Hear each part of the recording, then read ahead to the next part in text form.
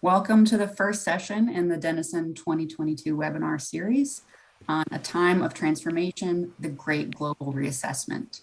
Today, we'll be exploring topics like reevaluating work, organizations prioritizing culture, challenges of the remote and hybrid workplace, and more. I'm Nellie Stansbury, Denison Consulting's marketing manager, and I'm joined by several members of the Denison team, Dr. Dan Denison, chairman and founding partner, Margaret Gorman, VP of Sales and Marketing, as well as several members of the Kaleel Jamison Consulting Group team. Today's guest speaker, Fredrick Miller, CEO and Lead Strategist, and Emma Highland, Client Partner.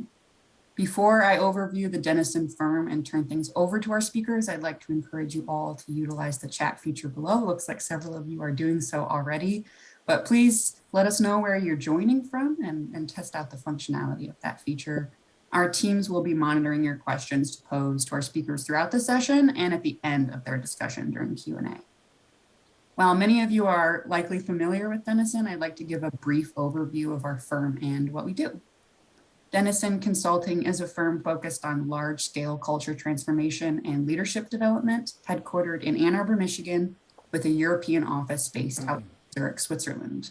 With over 20 years of experience and over 10,000 clients to date, our global reach has allowed us to do work in over 50 countries and to develop world-class research and diagnostics. I'd like to now introduce today's speakers in more detail. First, we have Dr. Dan Denison, Denison Consulting's chairman and founding partner. Over the past 25 years, Dan has advanced the field of organizational development and is one of its leading scholars, practitioners, and teachers. Dan's decades-long career as a researcher and professor, first at the University of Michigan's Ross School of Business, and then at the International Institute for Management Development in Switzerland, has produced some of the most impactful work in the fields of organizational culture and leadership behavior. Now I'll turn things over to Dan to introduce Fred and then get things started. Great. Thank you, Nellie, and thanks to the whole team for putting this together.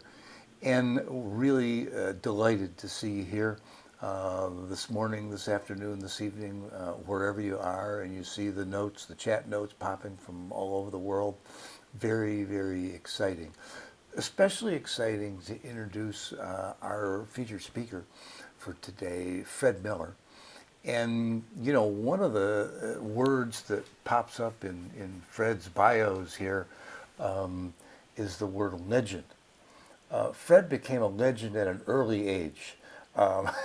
He, in fact, got the OD Network, Career Achievement, Lifetime Achievement Award. Was the youngest person to ever. That was when you were like 23, 24, Fred. You know, close, and just a few years ago. And Fred's very, very experienced organization development and change consultant. His firm, Kaleel Jamison, is one of the leaders in this, and has been doing work in the areas of diversity, equity, and inclusion for decades. And always a delight to work with Fred and his team. And so we're especially excited to have him here today to give us an overview as a real pioneer in the field, both as an author and as a practitioner, but to give us an overview of how the world looks from his point of view today, some of the thoughts for the participants in the session. And so Fred will start us off with an overview.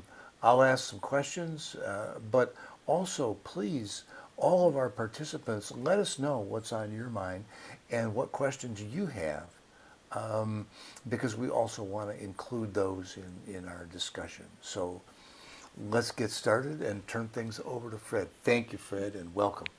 Thank you, Dan. Thanks for the team for having me, and thanks for everybody for joining us. I really, really appreciate it. I'm excited to be here, excited to share some of what we're seeing and what we're learning out in the world. A little bit more about, me. Born and raised in Philadelphia, worked for an insurance company in Connecticut for a while, 11 years, and then joined this consulting firm. Our founder, Kaleel Jamison, was my consultant. I was the internal person, he was the external person. and she and I were partners from 79 to 85 when she died of cancer. We are a management consulting firm that uses organization development technology to bring about culture change. So we're a culture change firm. And if you're talking about culture change, we've been around for 51 years, 51 years. If you're talking about culture change, you're talking about inclusion, you're talking about diversity. And so that's always been part of our practice and part of what we're known for and written books about. We wrote the first book around inclusion called The Inclusion Breakthrough, and we've been pioneers in the field and in the thinking. So we consider ourselves thinking partners with our clients. Most of our work with our clients are 3, 4, 5 years because it's culture change. It's coming out of that post-industrial revolution time when people were hands and feet to moving to where I call bring your brain to work days. And when you ask people to bring their brains to work, you're really asking them to bring their whole selves. If I'm just bringing my hands and feet, I can think about vacation all day. And so that's a major shift that we've had in the workplace, which requires the workplace to be very different than before. And I'll talk about this more later. And now COVID's requiring workplaces to make another leap forward. What else about the firm? There's 25 consultants. 8 of us are administrative and project people. We work out of here in the Troy, New York office, which is across the river from Albany in the United States. And we've worked with many companies, Apple, Oracle, Merck Pharmaceutical, United Airlines, the MacArthur Foundation, and lots of small organizations. It's been a treat and a delight. Um, I had an interview recently with the local newspaper, and they put out their newsletter came out today, and it's I was interviewed by them, and the headline is, "Why the hell would I retire now? Fred Miller on corporate change." Most of my peers are retiring, and I'm like, I'm a change agent. This is the greatest time of change in my entire life. Why would I quit in the moment when we have the greatest opportunity to influence organizations and influence the world? And although we have done a lot of that as a consulting firm, like introducing the word inclusion in many places, the opportunity now for change is massive. And I'll talk some more about that as we go through it. Before I do that, Emma, would you like to introduce yourself? Sure. Hi, everyone. It's nice to be with you today. I've seen in the chat that we're joined by people from all over the world, so that's exciting. My name is Emma Highland. I'm a client partner with the Kaleel Jamison Consulting Group, with the firm. I've been with the firm for about a year, and I partner with project leaders and the consulting team to ensure that our services meet each client's goals. And I also partner with Fred on speaking engagements such as this.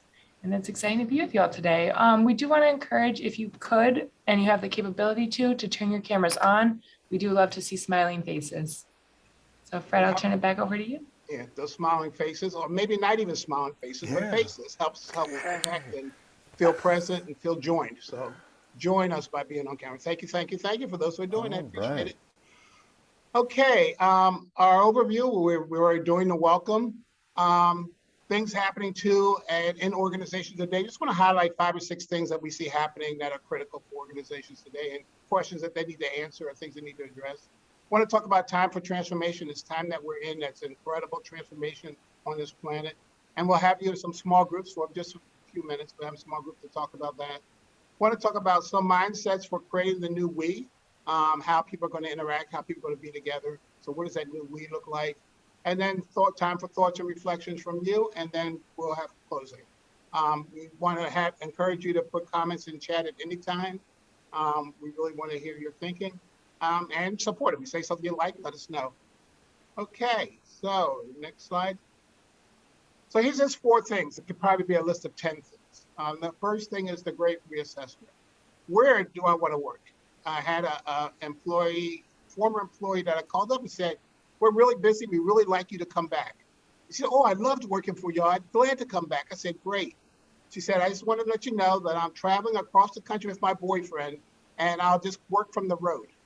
And I was like, well, that job won't allow that. But I was just struck by the fact that we live in a time, at least in the United States, it may happen globally, but in the United States, the employees are in the driver's seat.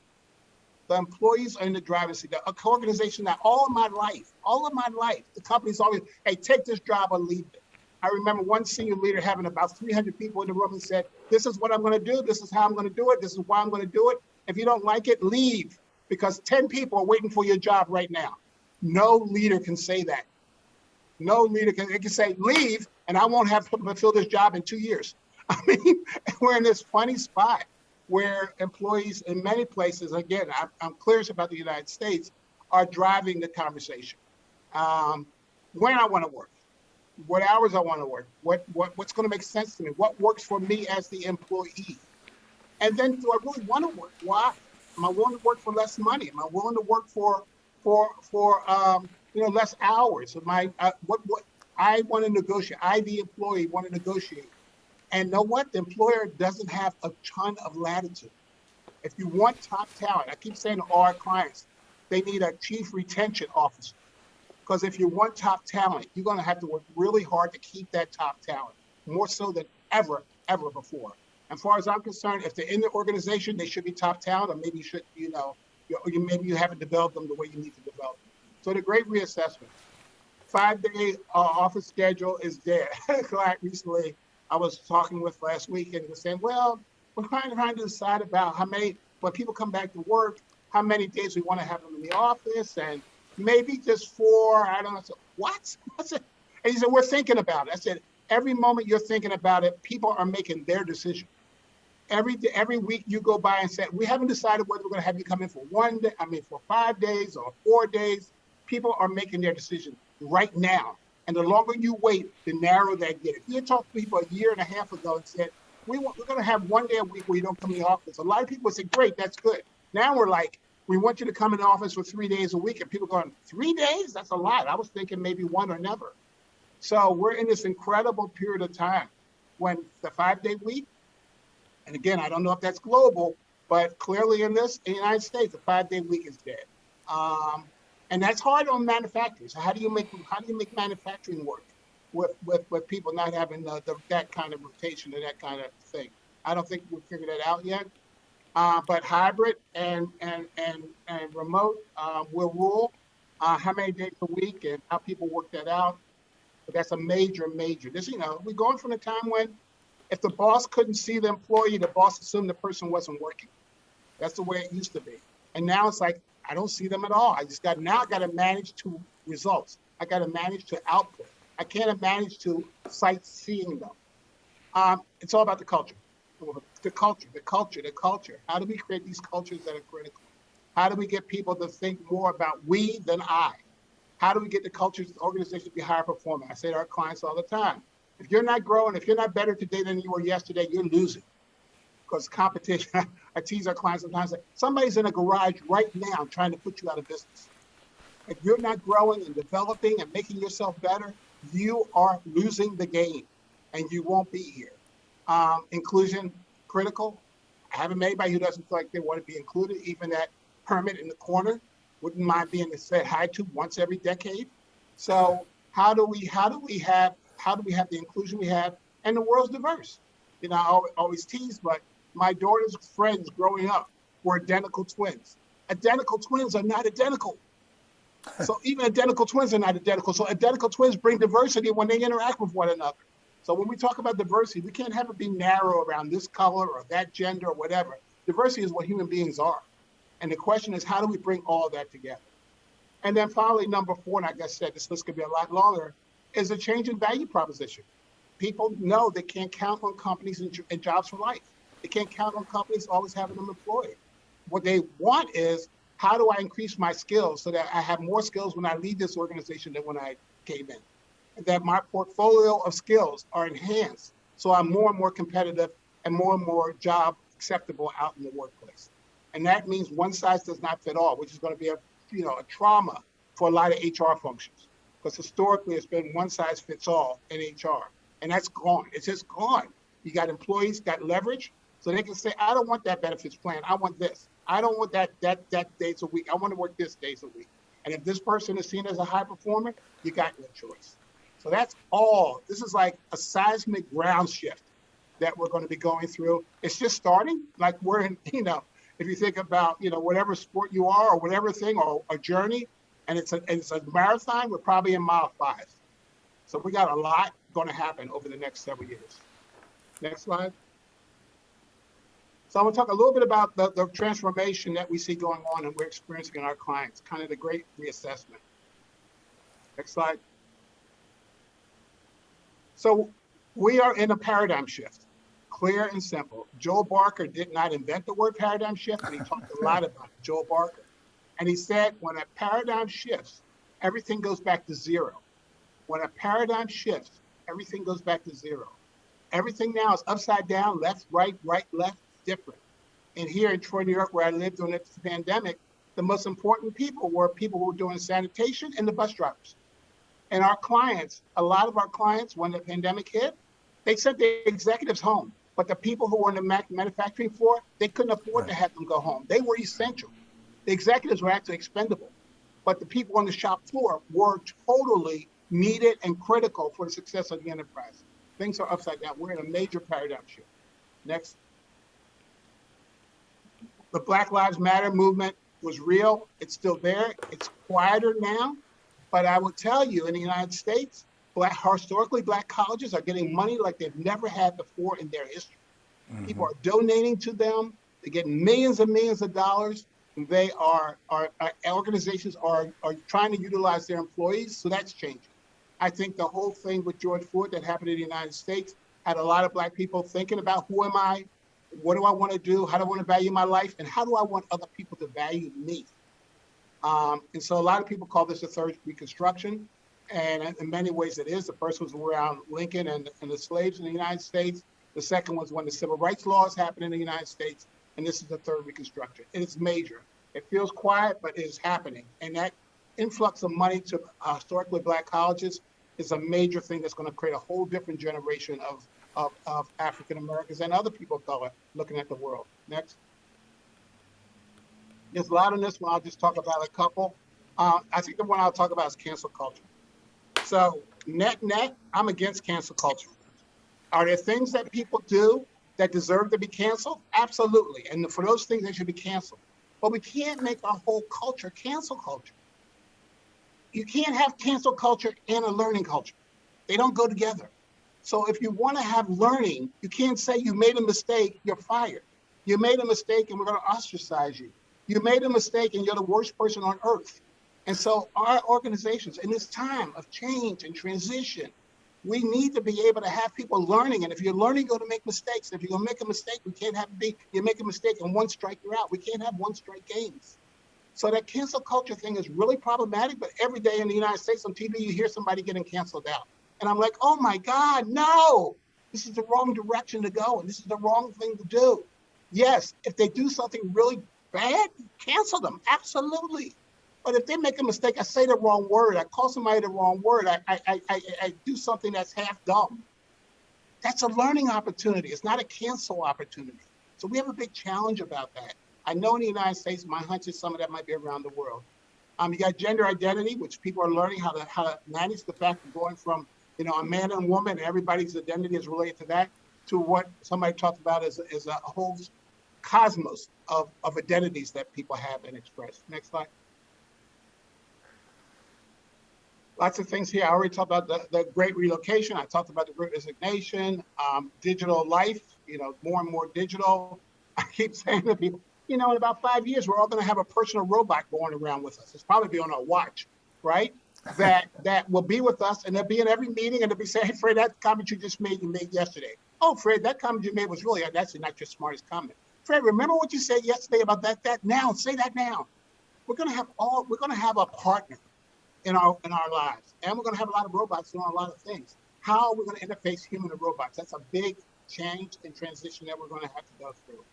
People talked about an uptick in productivity at the beginning of the pandemic when everybody went home, but there's lots of trends now saying that uptick in productivity is coming down from people working at home. And I think the big challenge is, how do we manage that, and what do we need to do, and why is that happening? Next slide. In the United States, we have this mask, no mask thing, isolation. Mental health, that's a big thing. A lot of people are organizations have historically had hands off around that. I'll ignore it. I think for organizations, as we continue to interact, we're going to have to be paying attention to not the organization taking care of it, but the organization identifying the opportunity for somebody to get some assistance around mental health. I think that's going to be important. Next slide. In the old days, when you talked about organizational change, you talked about unfreeze the organization, change the organization, and refreeze the organization. There is no refreeze, at least in our lifetime. Unfreeze, change, change, change. One of our colleagues and friends, Peter Bell, used to talk about permanent white water. If you go rafting and you hit the white water, I did that once and I hit the white water. So, oh my God, am I going to live? And then eventually we got to the smooth water. It was like, yes, I like this part. And then eventually you got to the rapids and eventually you got used to the rhythm. Right now in our organizations and in our lives, we're in permanent white waters. There's white waters and there's white waters and there's white waters. That calm water, I don't know if we'll all see in the next 10, 20, 30 years. And so how do we create organizations that can live in permanent white water and be successful? So that's time for transformation. That's just some of the things there. If people are interested, we can make sure that we send out this slide deck. But it talks about, what's going on and tries to label as many of those things as possible because they're all at us, around us, and about us. I don't care where you are right now. So Fred, with all of these changes going on, what do you think are the most important occasions for us to get together live and face to face? Yeah, at the beginning of the pandemic, at least in the United States, organizations were doing really good about communication. They were like, let's talk to our people. We'll have that. We'll have a town hall. We'll have this, that, and the other. And then as time went on, that those things started phasing out. And they probably phased out exactly when they should have been more. Mm-hmm. And so for right now, I think the issue is how are we communicating? How are we making sure that people feel included? How they feel connected with? It's hard to feel connected on this thing. It really is hard. How do we feel connected? Now, what do we need to do? And it's hard because we all have a lot of things in our lives. We don't have a lot of time to just chat with other people. And yet at the same time, if organizations don't build that connection.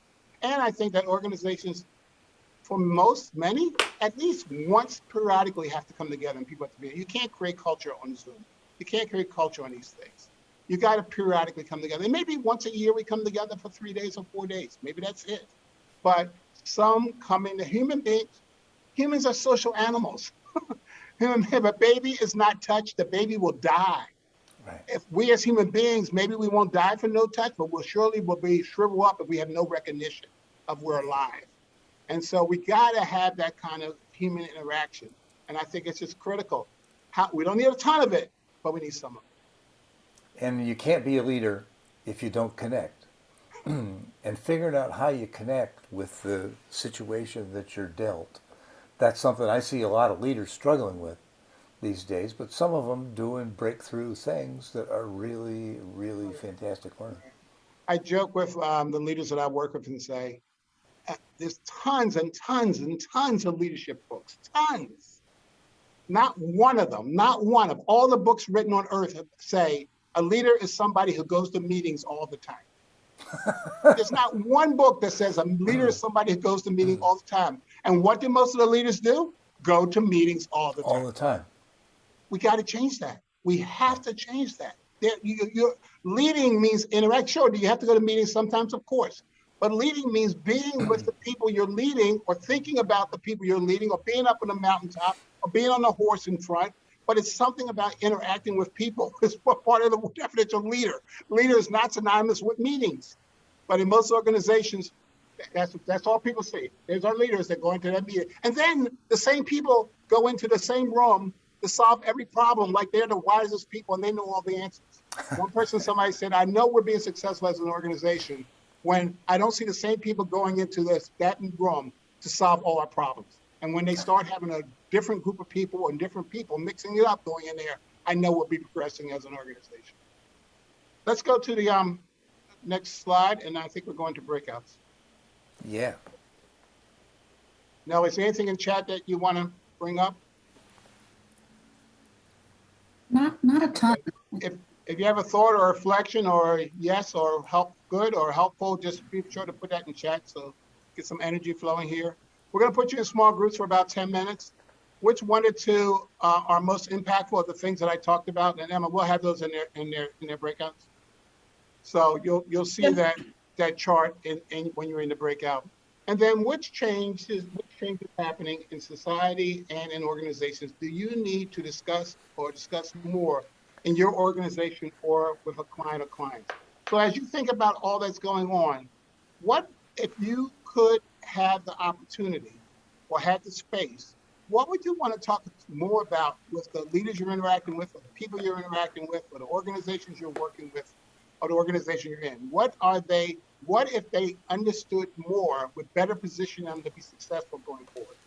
So you can use my diagram there or whatever. But what is the conversation that needs to be enhanced in your organization, said more in the organization, or have in the organization that might not be having now? So we're going to put you in small groups for about 10 minutes, and then we'll come right back. Mindsets for creating a new we, or creating a we for the first time for many organizations. We got to really move out of this I mindset. Clearly, I never want to leave and lose my I. I always want to be Fredrick A. Miller. But it's like when I'm interacting and partnering with others, I need to be thinking we more than I'm thinking I. And I think that's a translation. We talked about collaboration. We talked about innovation. We talk about diversity. We talk about inclusion. All those things are related to we. Next slide. So I'm going to ask you, I should have said before, if you have a piece of paper around, you might want to have it and something to write with, or you can do some part of your computer. And for these answers, you can just put in chat. I'm going to move us to a way of interacting that we have found very helpful and our clients have found helpful.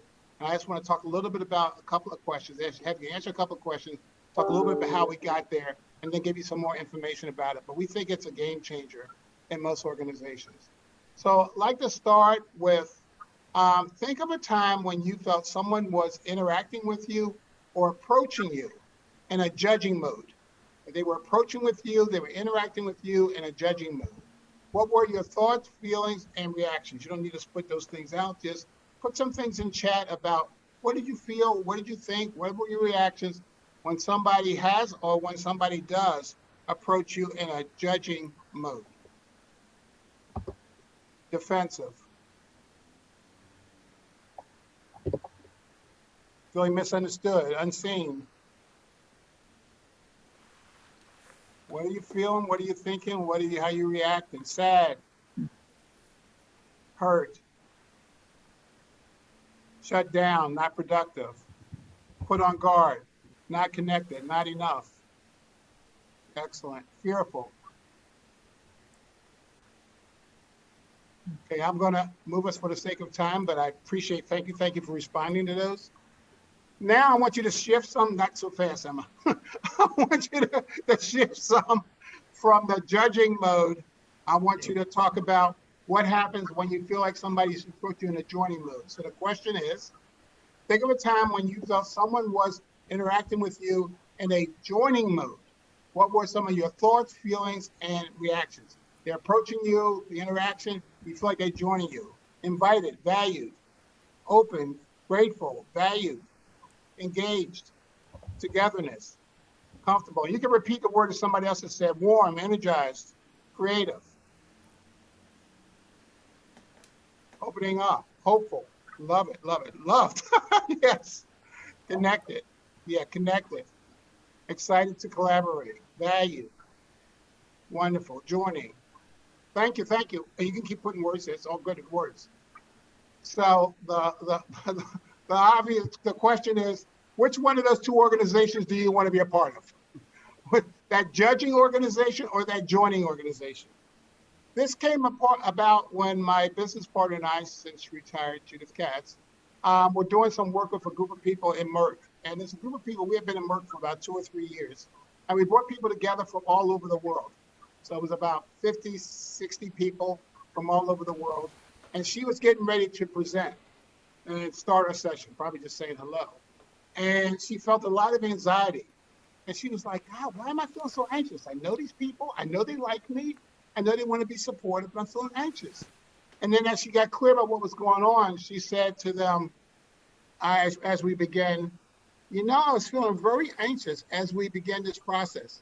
And what I was thinking, what I got clear about, I was worried that you were going to be judging me.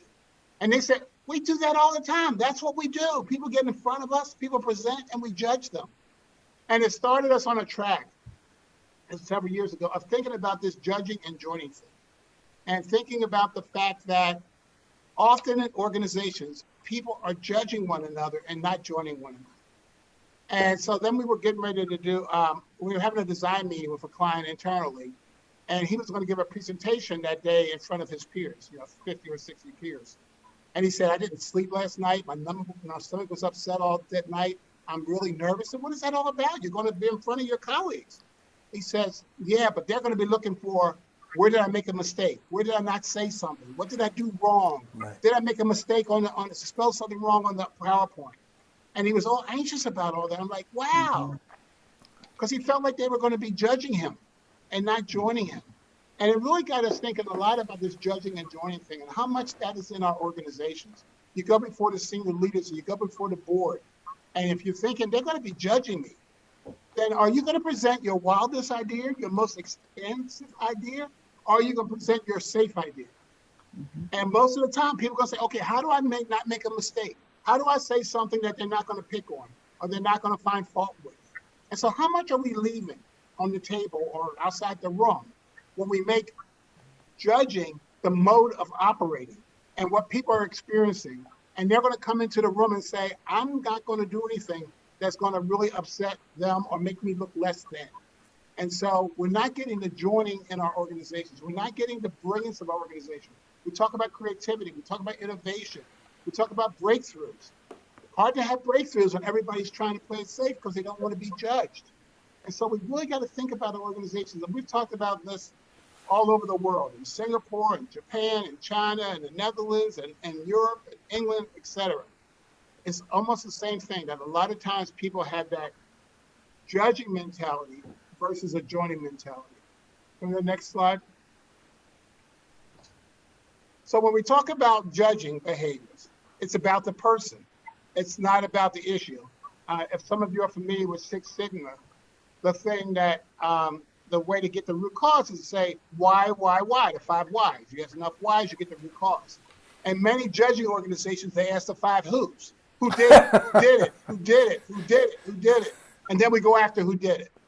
And the judging organization, we're sizing people up versus accepting them.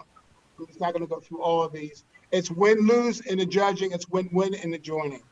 Problem finding versus problem solving. And again, if you want this deck, we can give this to you. Closed thinking versus open thinking. The next one's a big one. In a judging organization, people do not get the benefit of the doubt.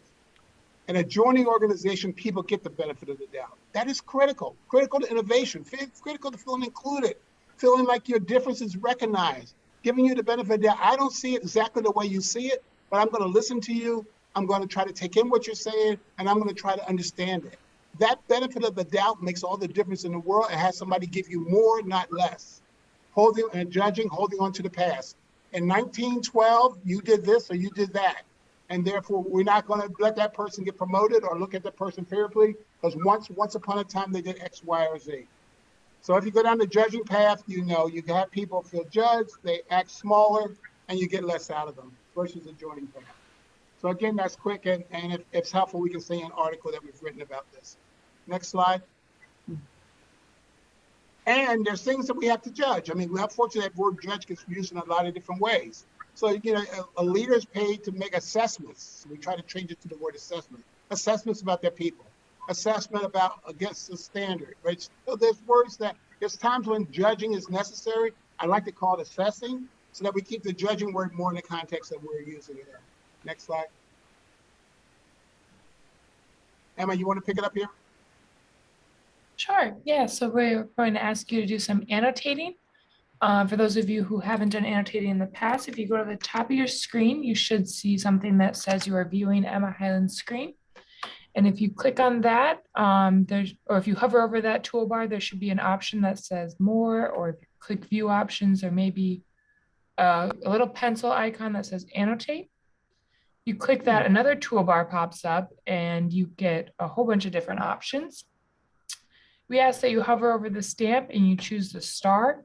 And then once you have selected a stamp to use, you can click right on the screen and it should put it where you want, or where you're thinking, to what extent do you judge or join others.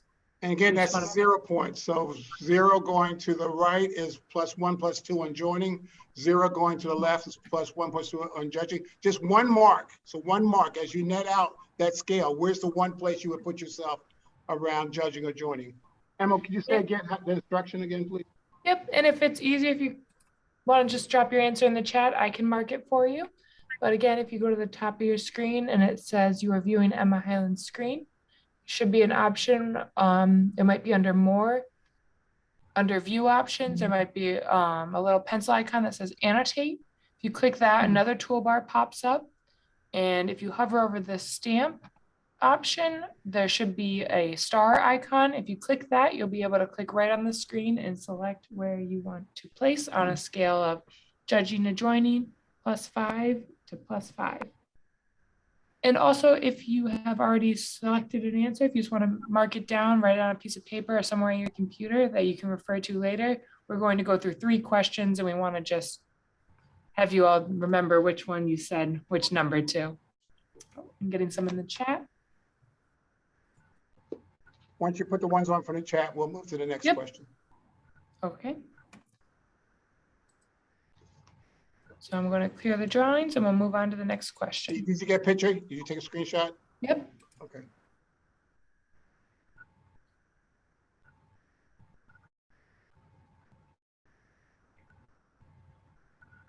So same thing, if you could annotate this slide to when others disagree with you, what extent do you judge or join others? And I like the questions in chat, and what do others do? All those things we could modify, or you can modify or add to this as you do it with others. And we have a whole article on this, like I said before, so we can send it to you.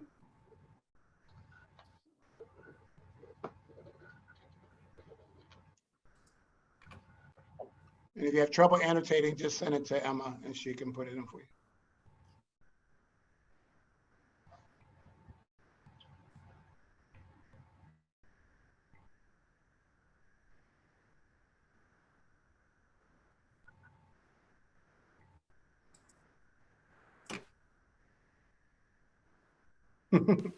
Yes, it depends on the person I'm disagreeing with. I totally get that.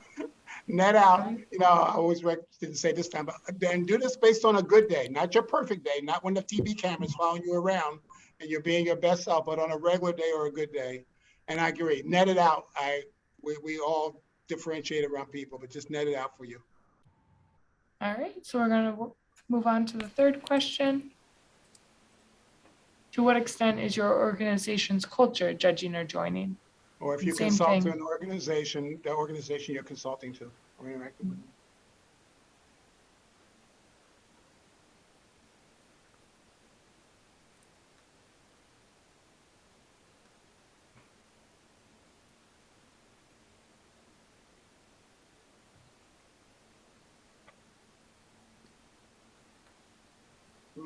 Wow.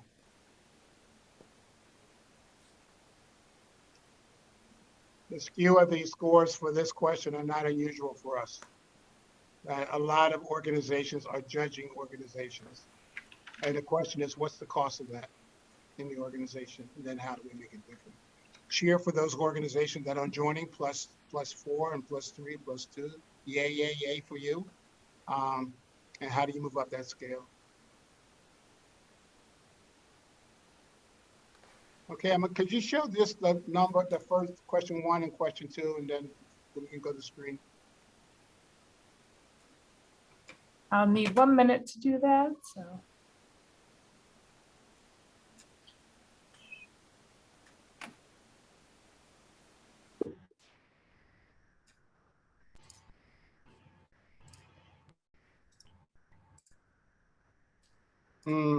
Yeah, the judging joining thing really makes a difference. And people get it like this. And it's like, how much are we in an organization where we're judging? And what is it costing us as an organization? That mindset. And I say, if I'm in a joining organization, I'm giving you screen edge to screen edge. If I'm in a judging organization, I'm going to say, I want Fred Miller not to be attacked. I want Fred Miller to be okay here. I want Fred Miller to come out whole here. What I need to do. We were working with a leadership team once, and some people came in and did some presentations and they left. And at the end, we said, how did that go? They said, oh, we loved it. We liked it. We said, but you didn't tell them. You didn't tell them. You didn't say to them, great job. You did it. You did it well. They're going away in the hallway sweating, wondering if they lost their jobs. When are y'all going to start doing this? When are you going to start letting them know you're joining them? And when somebody comes into a leadership group, don't try to one-up them and make yourself be the smartest kid in the room. Support them and appreciate them. you can share where the mistakes are or what they could do better without making people feel small or less. There's ways of doing that. So look at the skew of the first question. This is when in normal situation for yourselves. And then let's look at the second one and see how that seat change goes closer to judging. And if you think about your own score, if on the first one, go back to the first one, please, Emma. On the first one, you were at that score. If you move one closer to judging, if you're on camera, you can raise your hand. But if you move one closer to judge, you might have been a +4 on this one. And the next question, you went to a +3. That's one closer to judging.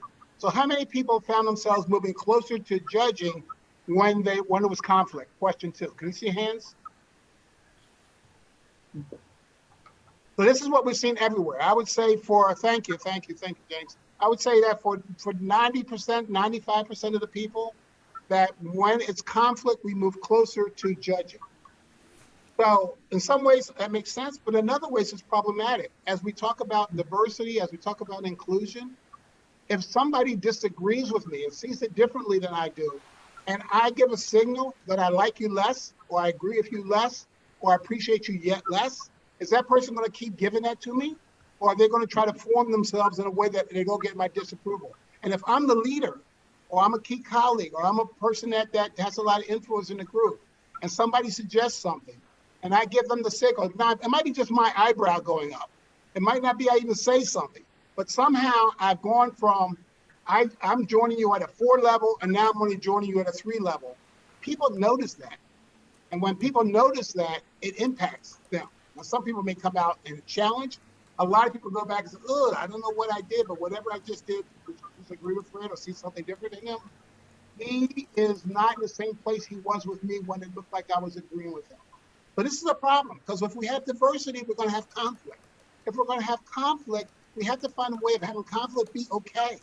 Our founder used to say, conflict is good, but somewhere along the way it got a bad name that it doesn't deserve. Because we know that conflict, mixing it up, I'm not talking about physical conflict, but mixing it up allows us to create something better than we would if we did not. You know, I always like to tease that for some people, start a relationship with conflict and they end up marrying the person. So conflict is not always bad.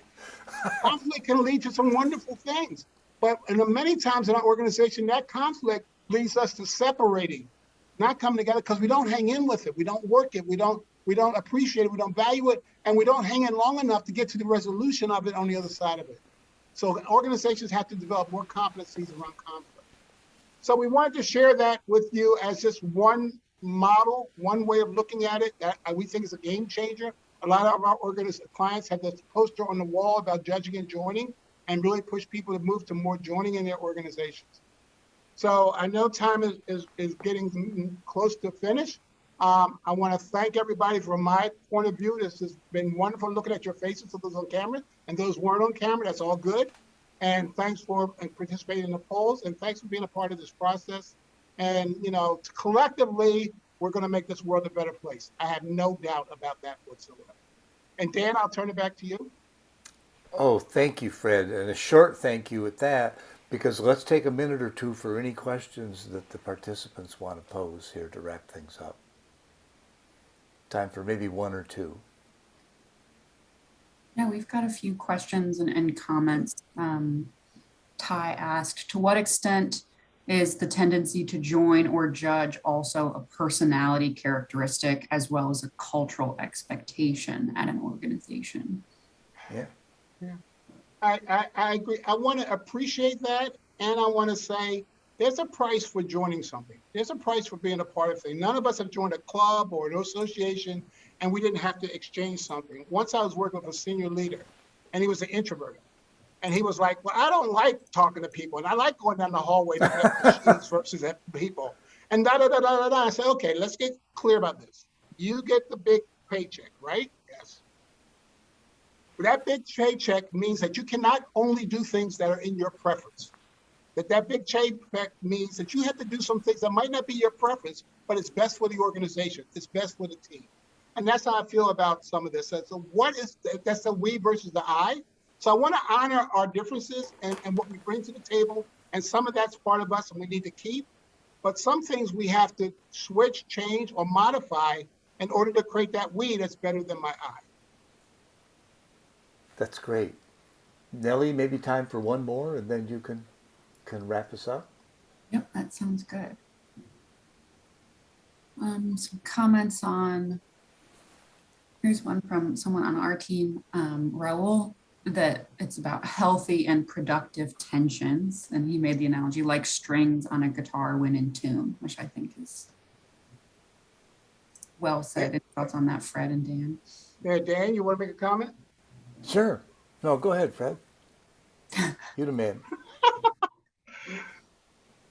I'm sorry, give me the question again quickly. Well, I got the question. Okay, go. It's about the tension, and without that tension, there is no energy. It's an expression of energy, and and conflict, and we've got to challenge ourselves to embrace that and see that as a time to engage rather than something to walk away because it's a little bit scary.